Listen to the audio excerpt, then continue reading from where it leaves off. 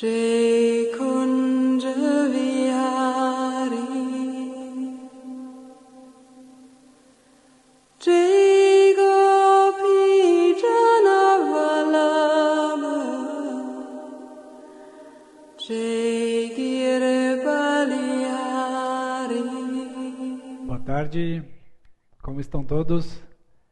Hoje no programa Saúde Integral na Prática, eu vou falar um pouco de Kriya Yoga, né?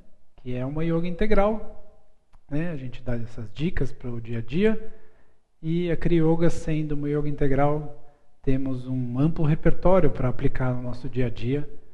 Então, a Kriya Yoga, né? Vamos começar com o que é a Kriya Yoga, né?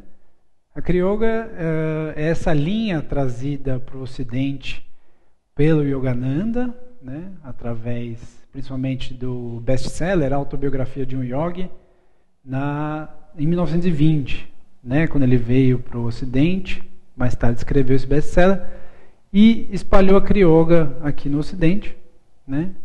Então a Kriya Yoga tem essa ambição, talvez, de se colocar como um yoga que pode te atender todos os corpos, né? Então, vamos falar o que é Kriya, né? Kriya é ação com consciência, né? Kriya. Então, de cara, a gente tem que... É uma yoga em movimento, ou seja, uma yoga que instiga a gente estar atuando e interagindo no mundo, né? Uma yoga que quebra um pouco, talvez, o estereótipo daquele yogi meditando, aquele yogi passivo que está, né, em comunhão com o divino, mas é ao contrário, é uma yoga que busca essa comunhão, né, esse acordar interno, mas em movimento, ou seja, ela é no mundo, né, ela reconhece os relacionamentos, a sexualidade, o dinheiro, né, o mundo dos negócios, como meios de prática, né, como meios de autoconhecimento e autoobservação, né, nesse processo de autoaprimoramento que todos estamos. Então, a primeira coisa é isso, que é uma yoga tântrica, né, tântrica de atuar no mundo, ser no mundo. Então,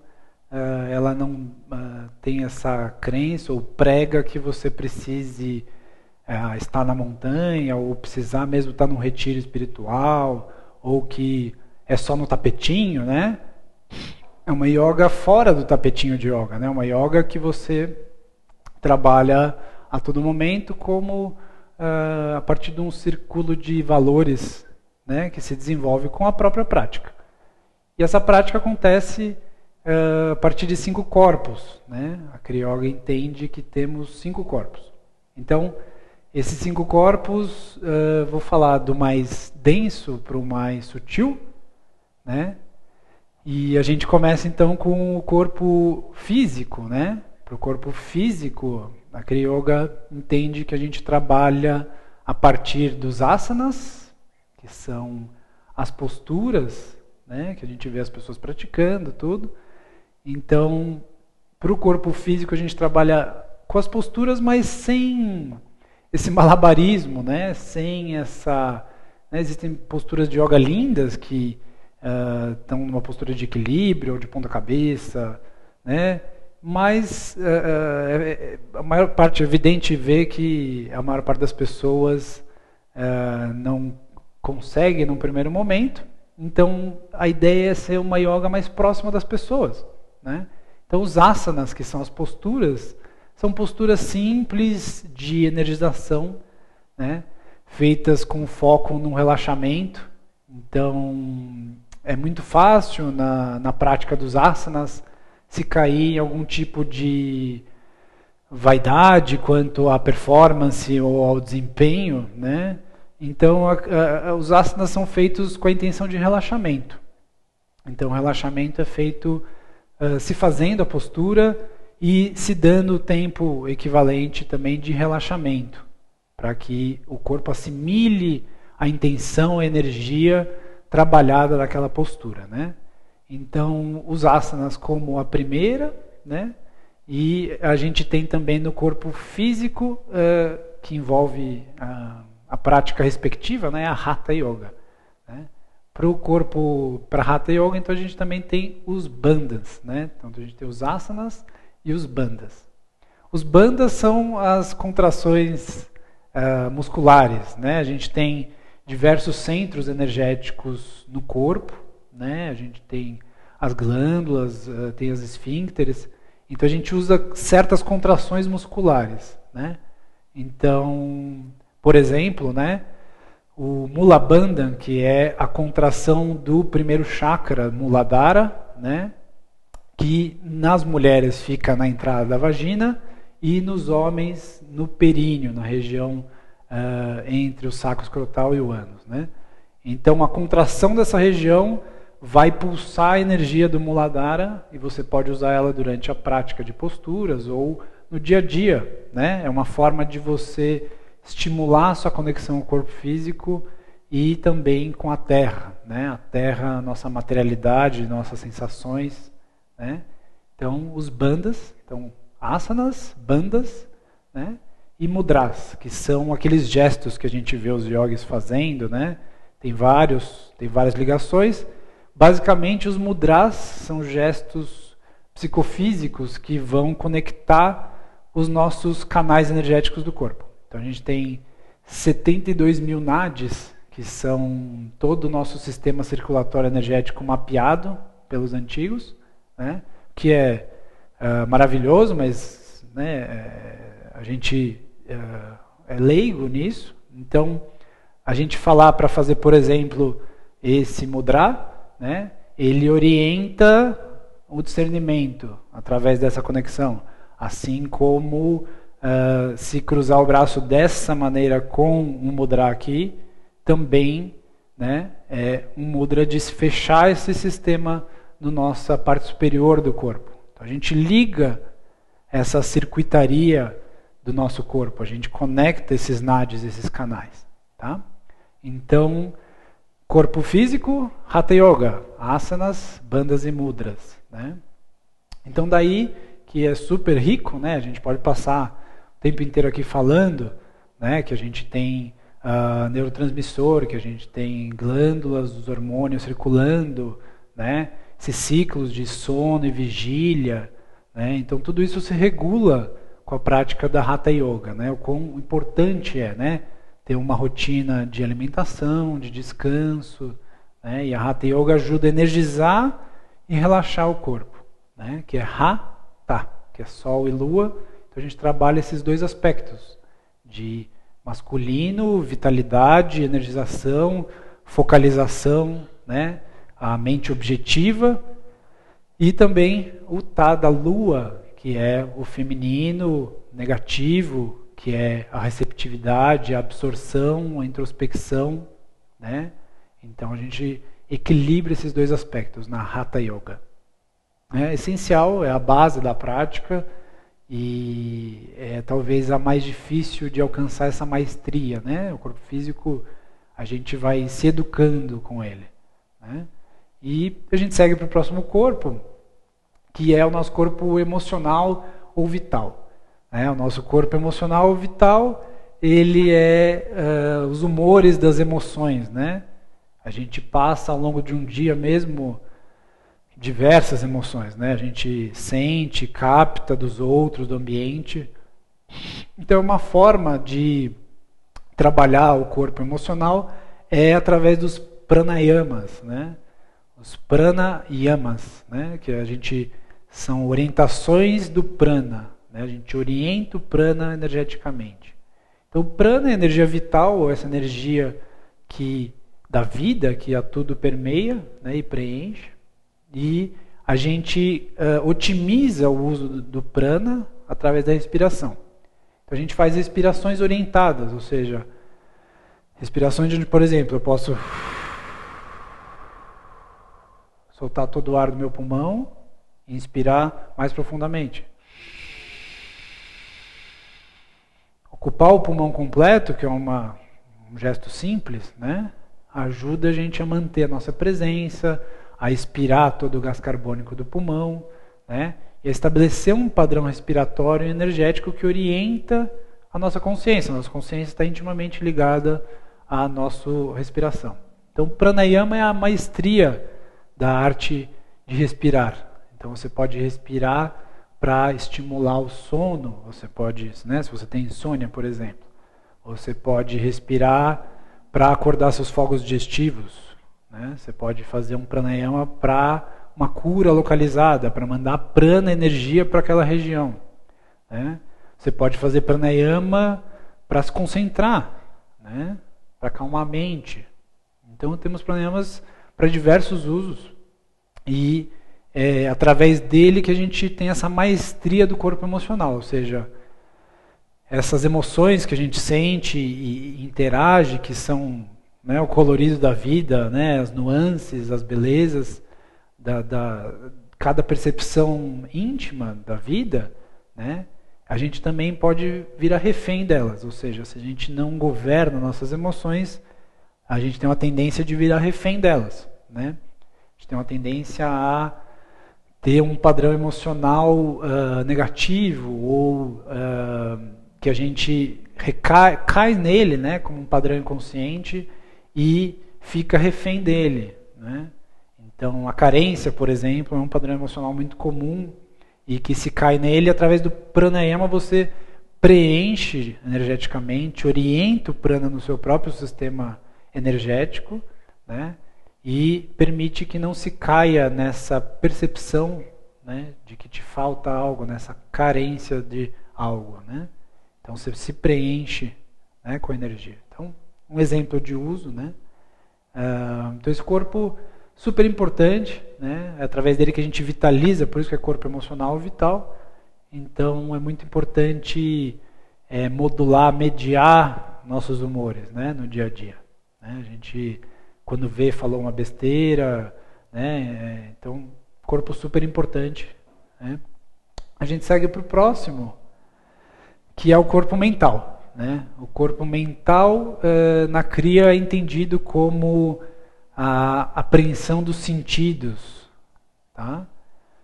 Então, os sentidos, 5 sentidos básicos, né? A gente tem uma percepção do mundo a partir daí, e a nossa capacidade de atuar no mundo, né? A capacidade de você contribuir com a sua vontade no mundo, exercer sua vontade no mundo. Né? Então, na maioria das vezes, ou as pessoas estão com esse corpo fragilizado, de forma que elas não conseguem atuar no mundo, né? Elas não conseguem exercer sua vontade no mundo, né? E acaba sendo submissa à vontade dos outros, ou ela está ao contrário, achando que ela precisa impor a própria vontade sobre os outros, tá? Para que a própria vontade aconteça, ou seja, ela tem um senso de competição aí, de exercício da vontade, né?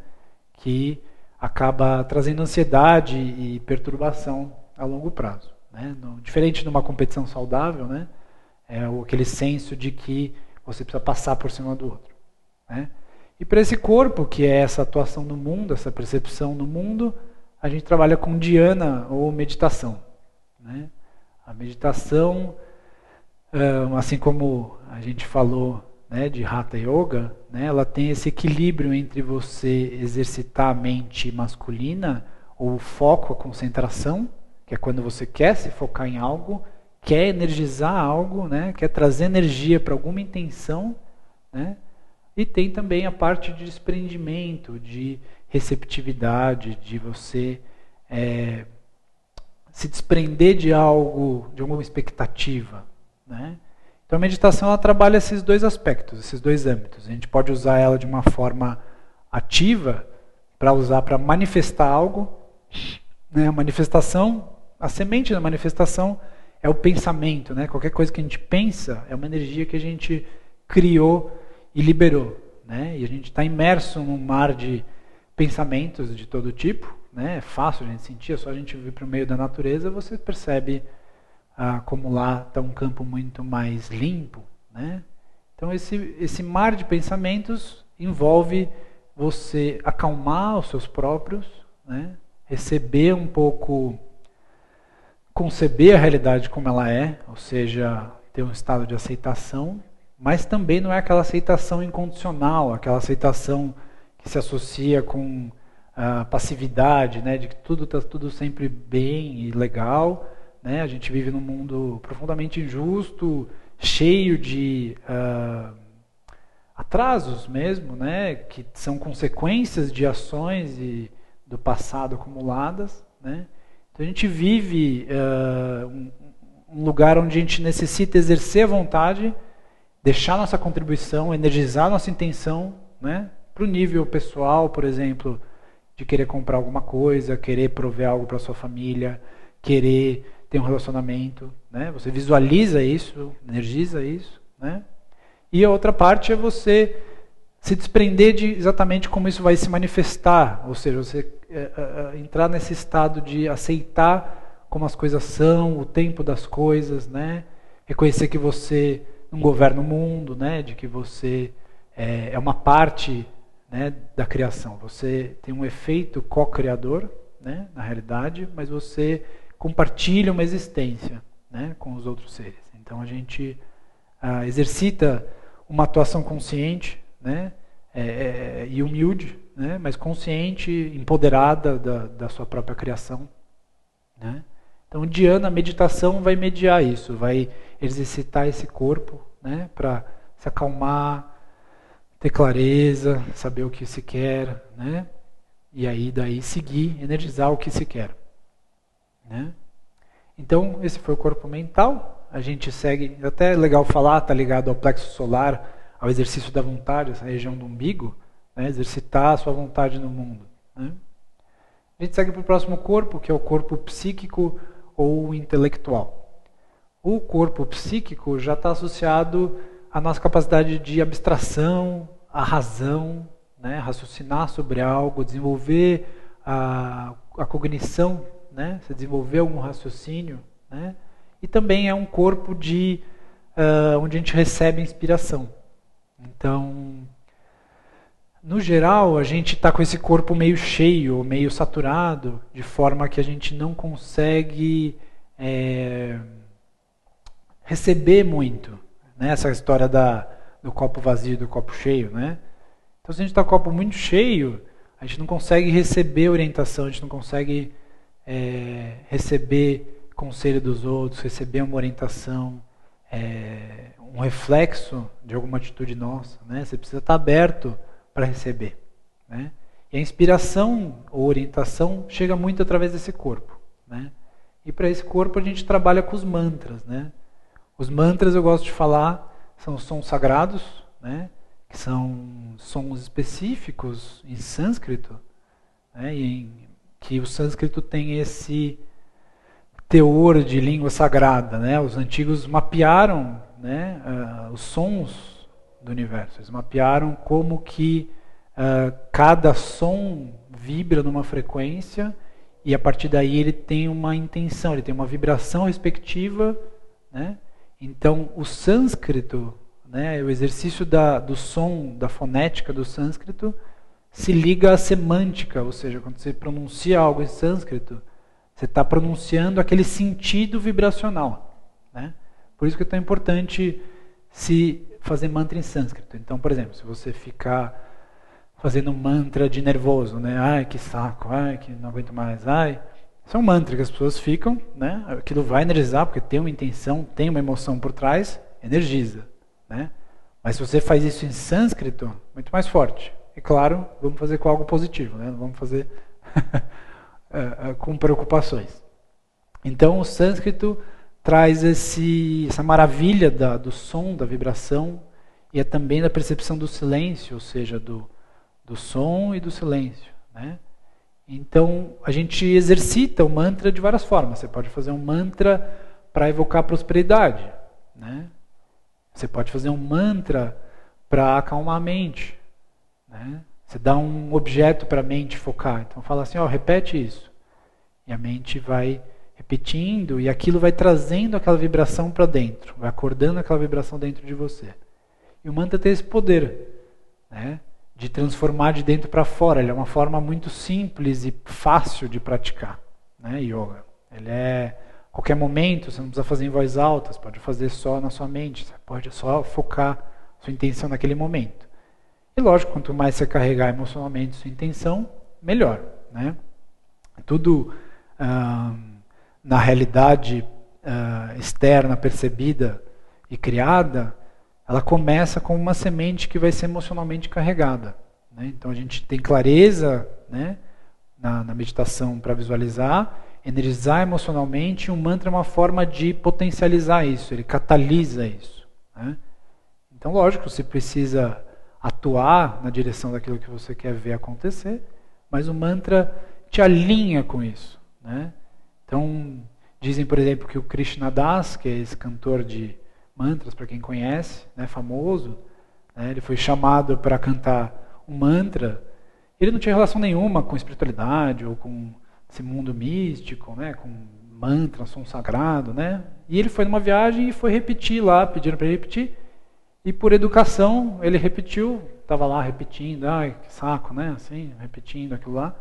E uma hora deu um tum nele, né? Aquele mantra lá acordou uma coisa nele que não era à toa, que ele virou um super, né? Ganha vida com isso, famoso, contribui para vários shows e várias experiências, né, espirituais, transformadoras com as pessoas, né?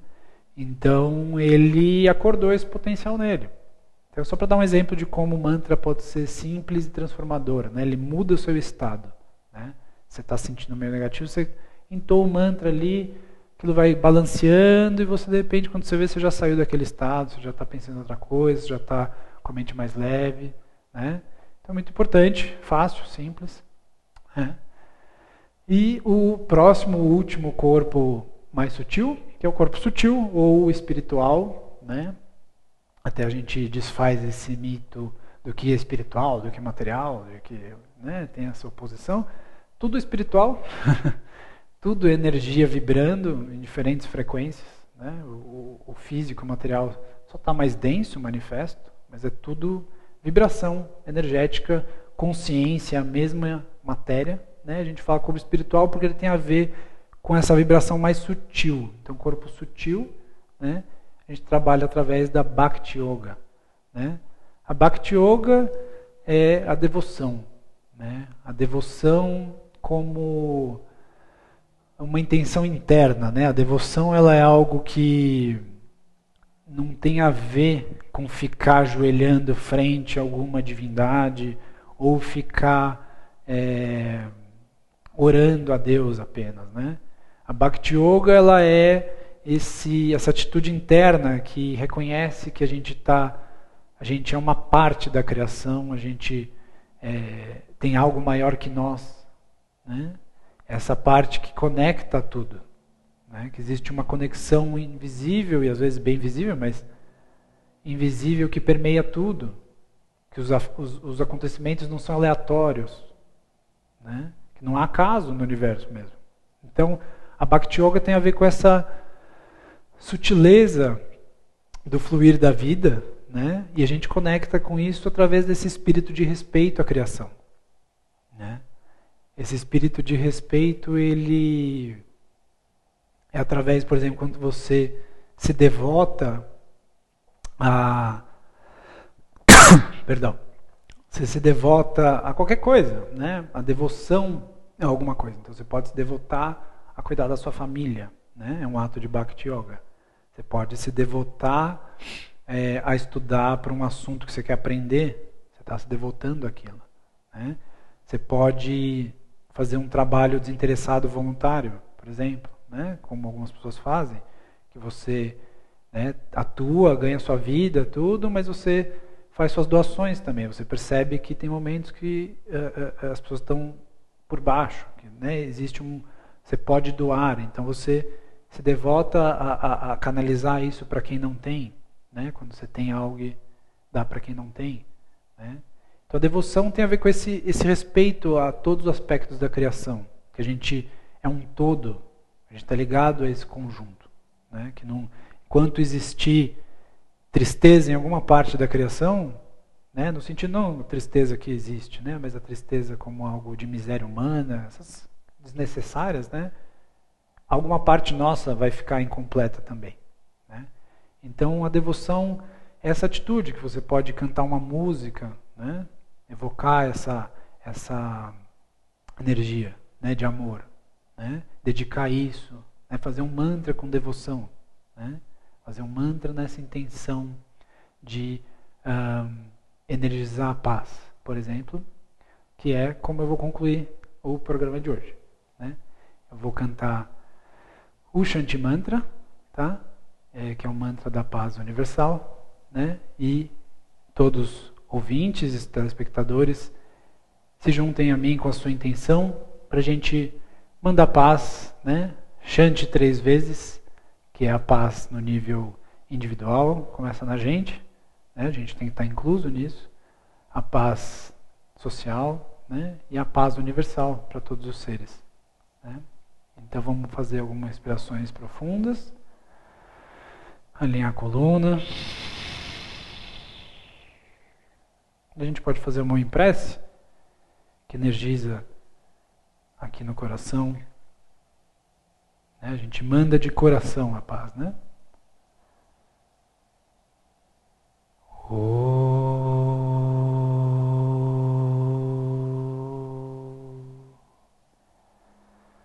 Shanti, Shanti, Shanti.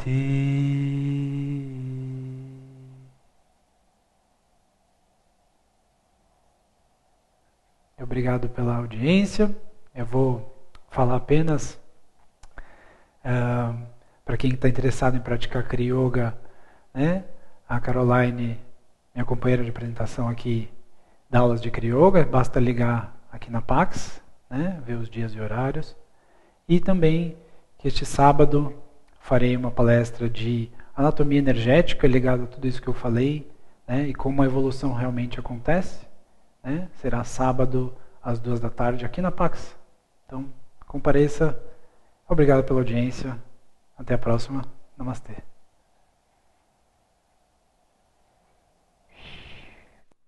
Radha Madhava